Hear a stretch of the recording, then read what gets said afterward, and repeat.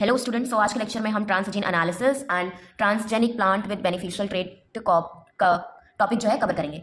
सो transgene analysis छोटा सा topic उसको देख लेते हैं। तो the selection of transformed plant cell from untransformed cell is an important step in plant genetic engineering. Chapter 1 RDT यानी कि रिकॉम्बिनेंट डीएनए टेक्नोलॉजी में भी हमने कैसे हम लोग किसी ट्रांसफॉर्म्ड सेल को अनट्रांसफॉर्म्ड सेल से सेलेक्ट करते हैं उसको हमने देखा था। तो मैंने तो पढ़ रखा है उस चैप्टर में। तो यही कि सिलेक्शन जो है वो बहुत इंपॉर्टेंट स्टेप है कि कौन सी सेल जो है वो ट्रांसफॉर्म्ड हुई है, मतलब किसके अंदर हमारा जो जीन ऑफ इंटरेस्ट है वो गया है और किसके अंदर नहीं गया है। For selection the gene of interest is transferred along with a genetic maker gene, genetic marker gene, usually antibiotic resistance gene such as NPT2 that confer resistance to kanamycin, so that only the transformed cell can be selected and regenerated on selection medium containing the selection agent, example kanamycin. So ये जो बोल रहा है कि सी इसमें है ना कि जब हम लोग जीन ऑफ इंटरेस्ट को इंसर्ट करते हैं, ट्रांसफ़र करते हैं ऑर्गेनिज्म में, होस्ट में, तो हम उसके साथ कुछ जेनेटिक मार्कर यूज़ करते हैं। यूजुअली जो यूज़ करते हैं वो एंटीबायोटिक रेजिस्टेंस जीन यूज़ करते हैं। जैसे एग्जांपल के लिए NPT2, ये जो एंटीबायोटिक रेजिस्टेंस जीन है वो रेजिस्टेंस प्रोवाइड करता है अगेंस्ट केमिकल कैनामाइसिन। तो जब जिस भी ऑर्गेनिज्म में हमारा जीन ऑफ इंटरेस्ट गया है उसके साथ जेनेटिक मार्कर जीन ये वाला भी गया है, और जब हम उस होस्ट को वो मीडियम पे ग्रो कराएंगे तो वो अगर हमने एक ऐसे मीडियम में ग्रो कराया, कैनामाइसिन है जिसमें, तो वो उसमें ग्रो कर पाएगा। क्यों कर पाएगा? क्योंकि इसके अंदर है कैनामाइसिन रेजिस्टेंस जीन, इसीलिए वो कैनामाइसिन मीडियम में ग्रो कर पाएगा। तो ऐसे हम लोग सेलेक्ट कर सकते हैं कि कौन सा जो सेल है वो ट्रांसफॉर्म्ड है। जो भी ट्रांसफॉर्म्ड सेल है वो सेलेक्ट हो जाएगा, can be selected and regenerated on the selection medium containing the selection agent, example kanamycin. तो यही है सिंपल कि उस मीडियम में हम ग्रो कराएंगे जिसमें कैनामाइसिन है और हमारे जो होस्ट है उसके अंदर कैनामाइसिन का रेजिस्टेंस, एंटीबायोटिक रेजिस्टेंस जीन है, तो वो उसमें ग्रो करेगा। इससे हमारा जो ट्रांसफॉर्म्ड सेल है वही सिर्फ ग्रो करेगा मीडियम में, तो हमें मिल गया selected. The untransformed cell are eliminated on selection medium as they are susceptible to the antibiotic. और जो अनट्रांसफॉर्म्ड है यानी कि जिसके अंदर जीन ऑफ इंटरेस्ट नहीं गया है वो जो होंगे यानी कि मीडिया में वो मर जाएंगे। क्यों? क्योंकि उनके अंदर तो है ही नहीं कैनामाइसिन का रेजिस्टेंस वाला जीन, तो वो जिंदा नहीं रहेंगे उसमें। The segregation and stability of the transgene integration and expression in the subsequent generation can be studied by genetic and molecular analysis, PCR, southern, northern and western blot analysis. Then further कि उसके अंदर यानी कि host के अंदर वो जो product बना रहा है कि नहीं, एक्सप्रेस हो रहा है कि नहीं, उसको हम लोग एनालिसिस कर लेंगे through PCR, southern, northern and western blot analysis. तो ये तो पढ़ना ही नहीं है अभी क्योंकि ये तो है ही नहीं सिलेबस में। लेकिन हमने PCR के बारे में तो पढ़ा ही है, पॉलीमरेज चेन रिएक्शन, और साउथर्न हाइब्रिडाइजेशन वाला था, लेकिन वो तो है ही नहीं इस बार सिलेबस में। सो यही है कि ट्रांसजीन वही जो हम लोग वेक्टर के अंदर इंट्रोड्यूस कर रहे हैं जीन ऑफ इंटरेस्ट, उसी को हम लोग ट्रांसजीन बोल रहे हैं एंड उसका एनालिसिस है। उसको कैसे सेलेक्ट करेंगे तो यही है बस इसमें।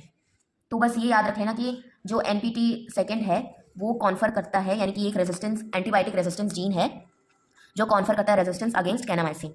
मतलब इस केमिकल में अगर ग्रो कराएंगे उसको तो वो ग्रो हो जाएगा एंड मरेगा नहीं।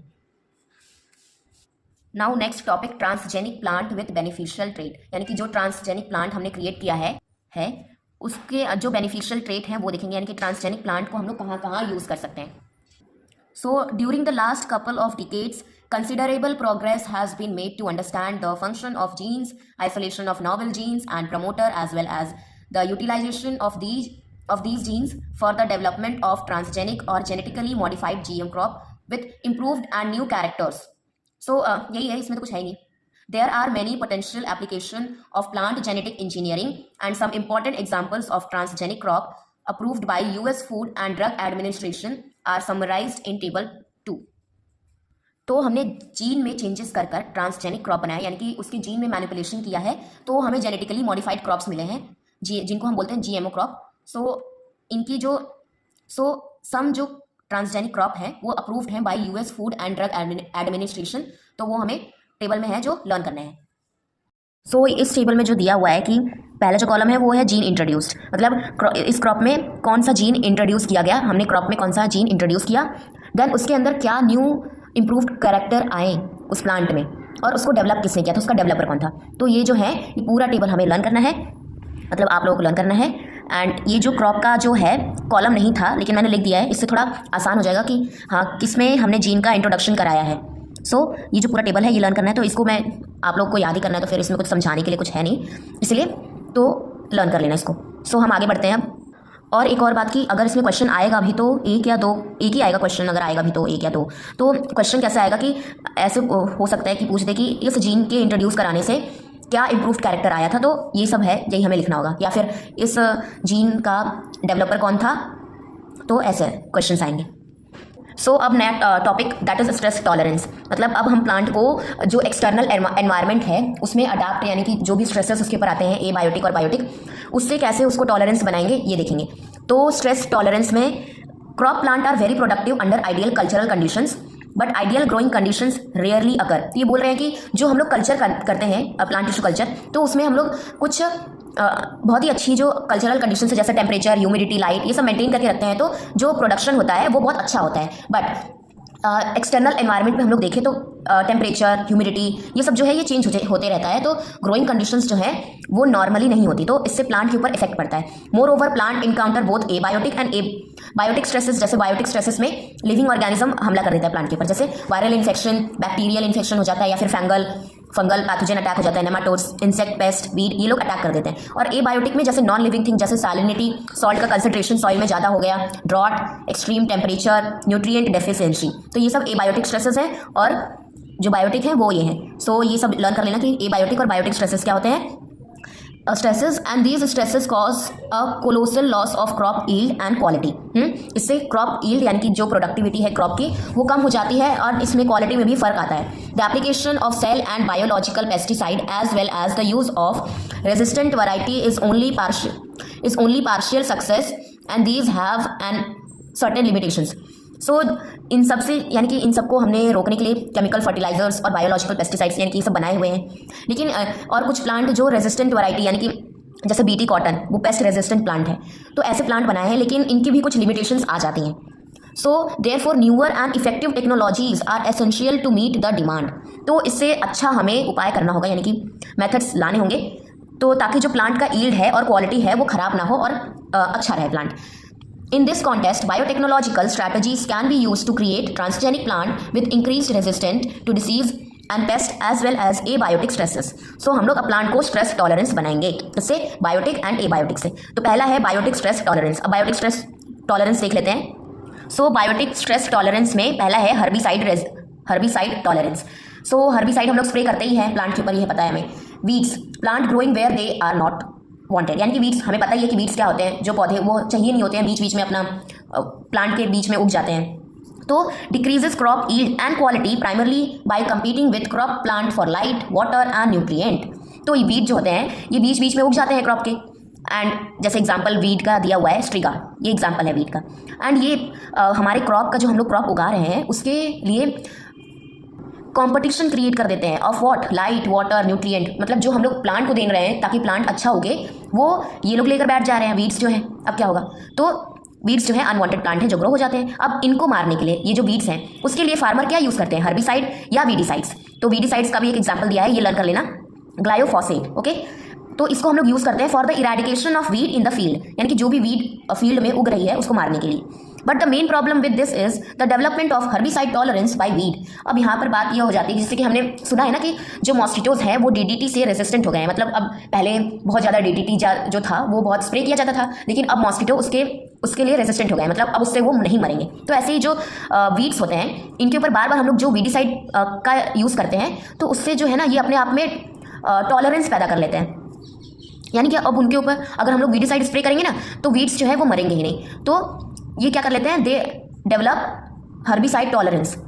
जो वीडिसाइड हम लोग स्प्रे करते हैं उसके लिए अपने अंदर टॉलरेंस पैदा कर लेते हैं। Newer technique based on biotechnological tools have been developed which are quite effective for weed management as well as in increasing the yield and income.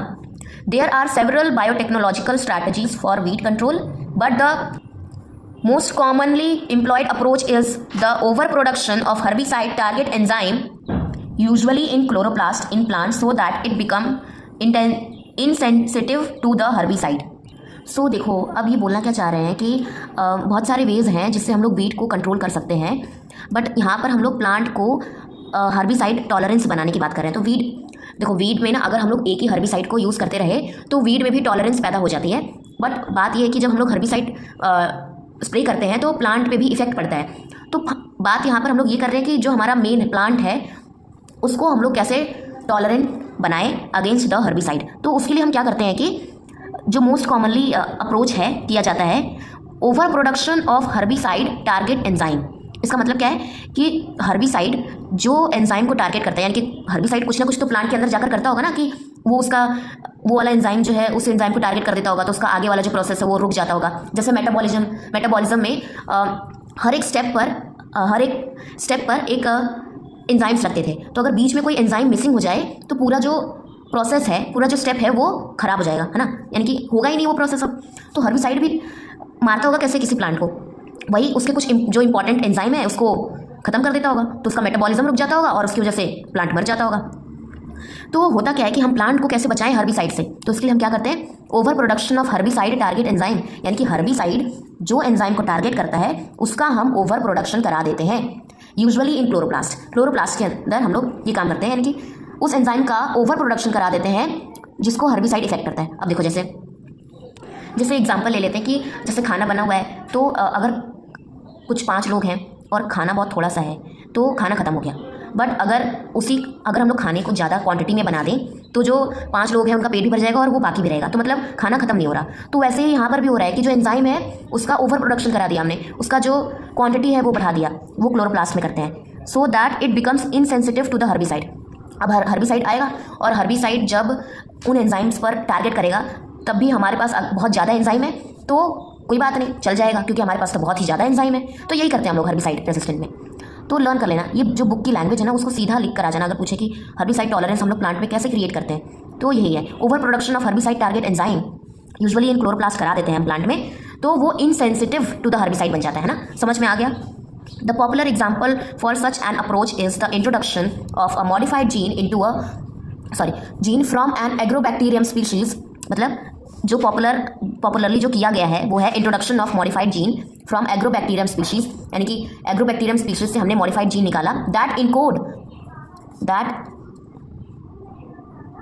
Encode for a resistant form of herbicide target enzyme into crop plant for tolerance against the most extensively used herbicide glyphosate sold as Roundup। तो जो usually जो किया जाता है कि हम plant के अंदर इंट्रोड्यूस कर देते हैं वो enzyme, modified gene, okay, gene से ही तो फिर प्रोटीन बनेगा और वो एंजाइम बन जाएगा।